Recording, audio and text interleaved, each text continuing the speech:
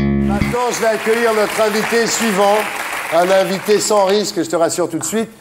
Et je suis sûr que, Renaud, vous y serez attentif, puisqu'en 68, quand vous faisiez des sketchs de Guy Bedos le soir pour vos amis. Filmé savez pas par ça la caméra de William Klein à la Voilà. Sorbonne en 68. Voilà. C'est vrai? Je jouais des sketchs de Guy Bedos. Non. Si.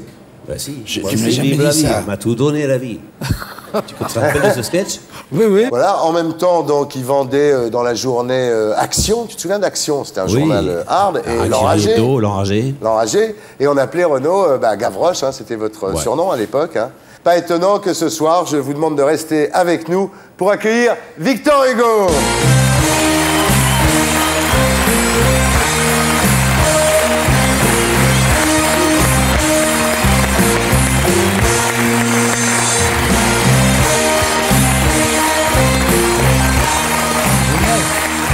Victor, bonsoir. Vous avez 200 ans. Est-ce que je peux vous demander comment il était, Michel Drucker, quand il était jeune? N'importe quoi. Mais qui est con. Très respectueux. Pensez-y, Thierry. Ah oui, il faudrait que j'en prenne de la graine. Bien. À 14 ans, vous vouliez faire quoi, Victor? Je voulais être Chateaubriand ou rien. Ouais. C'était écrit dans mon journal intime. En fait, je voulais surtout être moi. Ouais. À 18 ans, vous tombez amoureux d'Adèle Fouché. Qu'est-ce qui vous a plu chez elle? J'ai d'abord aimé ses joues roses, puis j'ai vu ses chevilles. C'était un grand baiser. Hein. Ouais. Pardon, monsieur. Alors c'est vrai que le soir de la nuit de noces, vous étiez déchaîné comme une bête. Et vous lui avez fait l'amour 9 fois, Victor. Comme une bête. On est loin de Drucker, hein. Bon. Oui, nous étions vierges. On a dit 9 fois.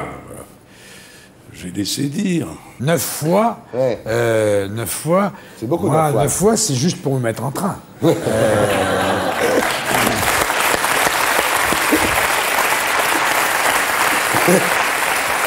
Et alors, quelques années plus tard, Adèle vous trompe avec Sainte-Beuve, qui était pourtant très moche. Oui, on murmurait qu'il avait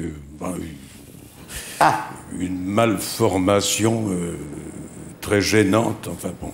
Ah bah attendez, ça peut être... Mais mais il savait susurrer les sentiments. Hein. Mais il avait une petite bite. Je fais les sous-titres, quoi, Oui, c'est pour très le bien, public jusqu'ici. d'aujourd'hui. Et alors là, Victor, vous rencontrez Juliette Drouet, l'autre femme de votre vie. Quelle phrase digne de Plamondon lui avez-vous écrite? N'importe quoi. Plein mon nom. Mais qu'il est bête.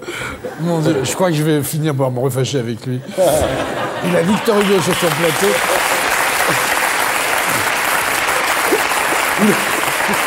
Victor, je suis désolé, Victor Hugo a écrit du Plamondon, voilà. Aimer, c'est plus que vivre.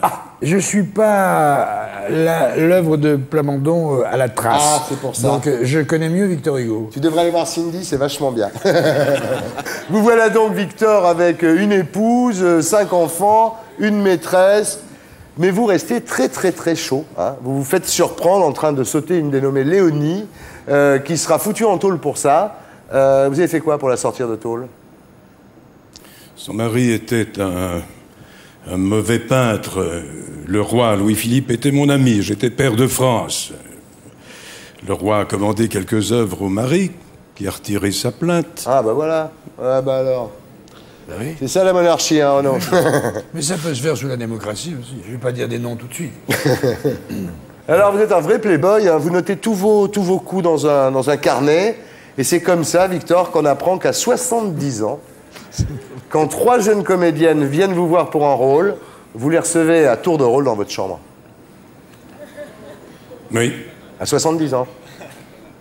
j'avais écrit dans mon carnet secret « Todas las tres ». Ouais, Toutes les 3. ouais. Victor Hugo, mesdames, messieurs.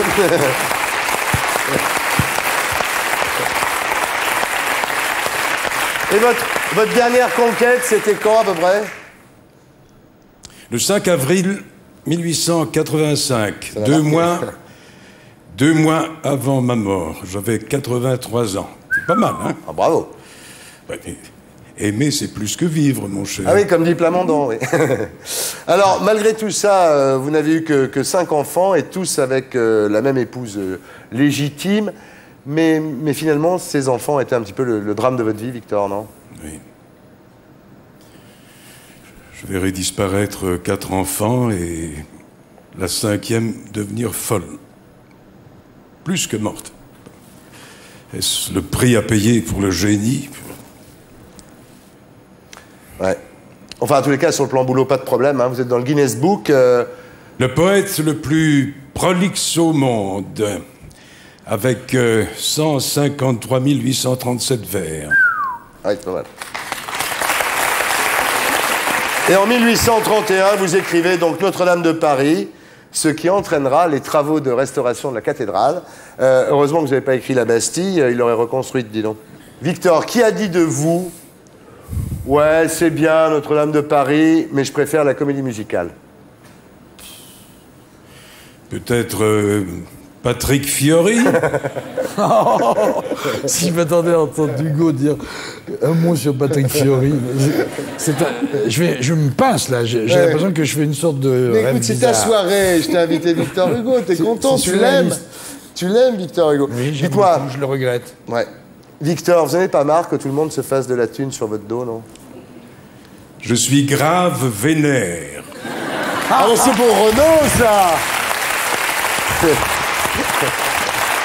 Renaud, est-ce que vous pouvez traduire?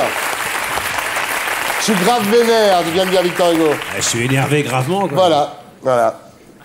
Alors, vous entrez à l'Académie française en 1841, à l'âge de 38 ans.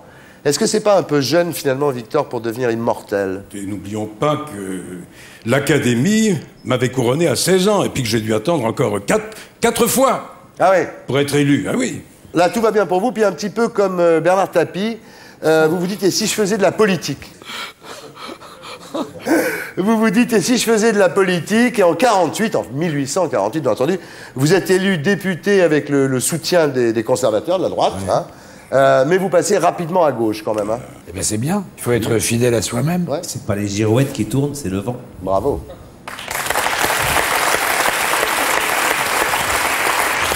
Voilà, Victor. Alors, très très vite, vous vous opposez à Napoléon III.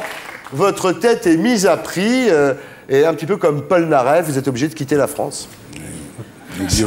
N'oubliez pas que j'ai animé la résistance au coup d'État du 2 décembre et qu'une équipe de tueurs me cherchait. Ah ouais?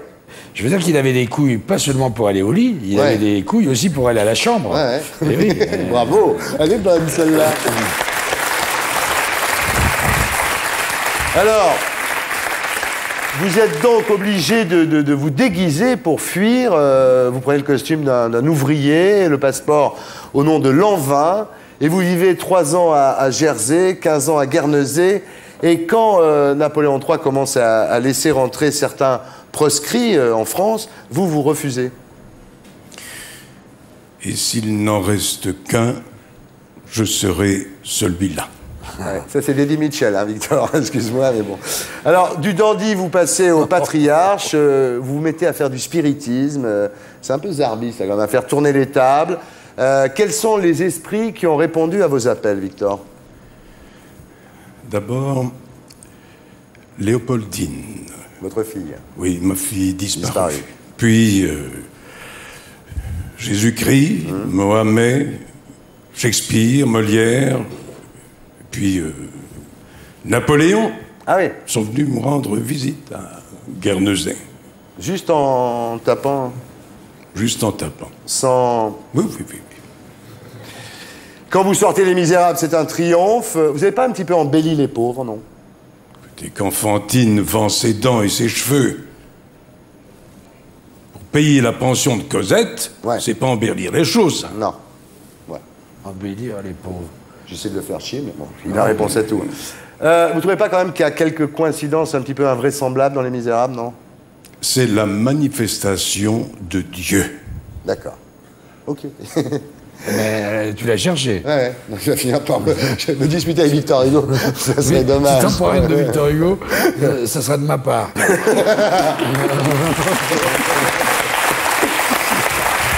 Bien, Victor, vous rentrez en France après la chute de l'Empire, hein, voilà, mais à ce moment-là, Paris meurt de faim, et Paris est obligé de manger ses rats.